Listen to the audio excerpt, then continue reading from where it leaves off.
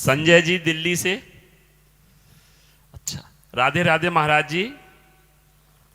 महाराज जी, अपने आप को संसार के आकर्षण से कैसे बचाएं जो निरंतर संसार को छोड़कर भगवान का ध्यान बना रहे।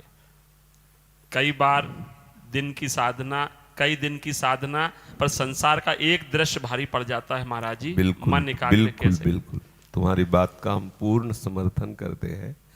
पर अनंत जन्मों के असाधन को एक साधन वृत्ति भारी पड़ जाएगी। अनंत जन्मों के बिगड़ेल मन को एक नाम भारी पड़ जाएगा। एक बार राधा बोला तो ऐसी तैसी इस मन की हमारा नाश नहीं कर सकता। आप उस असत का महत्व न दें। सपने के भूतों का कोई महत्व नहीं है। नाम सच्चिदानंद परम सत्य है और जितनी वृत्तियां सब असत्य हैं, जितने भी दृश्य हैं सब असत्य हैं। असत्य दृश्य भारी तब पड़ रहा है जब आप उसे सत्य मान रहे हैं, उसकी सत्ता नहीं, और नाम की सत्ता है। इसलिए विश्वास करके आदर पूर्वक बहुत काल तक निरंतर नाम जपने का अभ्यास करें, फिर आप इसका चमत्कार देख लें। धीरे धीरे सब ठीक हो जाएगा। और जैसे हम अकेले रुपया कमाएं तो कितना कमा सकते हैं, पर किसी करोड़पति की गोद में बैठ जाए और वो हमें स्वीकार कर ले, फिर तो बिना कमाए धनी हो गए। तो आचार्य और गुरुदेव ये महापुरुष प्रभु नाम के धनी हैं। हम इनके चरणों का आश्रय ले ले तो उनकी कृपा बल से आज ही हमारा काम हो गया, ऐसा विश्वास कर ले। हम ठसक में भर जाए कि हम तो श्री जी के, हम तो लाडली जी के, हम तो गुरु जी के। सच्ची बात कहते हैं, बहुत जल्दी ठीक हो जाओगे। जहां कोई विषय भारी पड़े उसी समय सोचना, मैं तो प्रिया प्रीतम का हूं। अय काम, क्या तू मुझे मेरा नाश कर सकता है? अय क्रोध, क्या तू मुझे नष्ट कर सकता है? मैं प्रिया प्रीतम का हूं, मैं आचार्य का हूं, मैं गुरु का हूं। वो कुछ भी करे, चाहे जितना बोर्ड आप गंदा लिख दो, वो नहीं होता मिटाने वाला।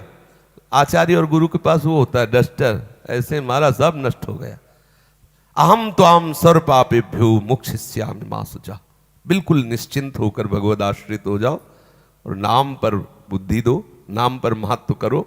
फिर आप ये होता रहेगा तब तक जब तक भगवत साक्षात्कार नहीं होगा। और इसका कोई महत्व नहीं है। ये सीने हैं, ये आती जाती रहेंगी त्रिगुणात्मक।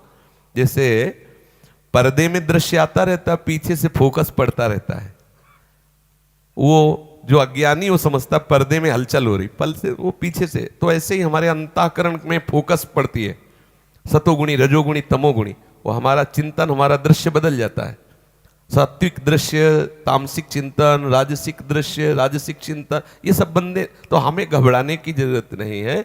हमें ध्यान रखना है कि उस फोकस को भी जहां से फोकस मिल रही, सबकर परम प्रकाशक जो सबको परम प्रकाश दे रहा है, वो हमारा प्रभु। ये बड़े लीला बिहारी हैं। दुष्ट के साथ 10 दुष्ट और मिलवा देंगे।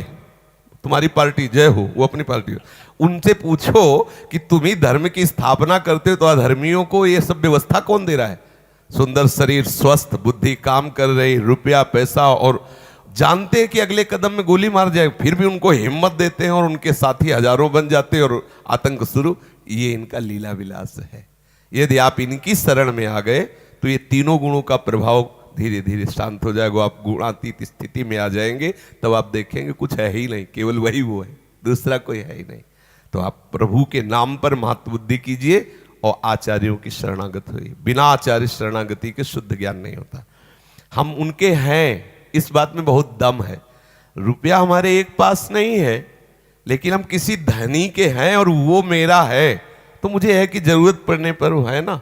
तो ऐसे ही भजन नहीं है, साधना नहीं है, लेकिन जो भजन स्वरूप आचार्य है गुरुदेव, मैं उनका हूं ना, इसलिए मेरी नैया डूबेगी नहीं, मेरी नैया पार हो जाएगी। ऐसे रहना चाहिए।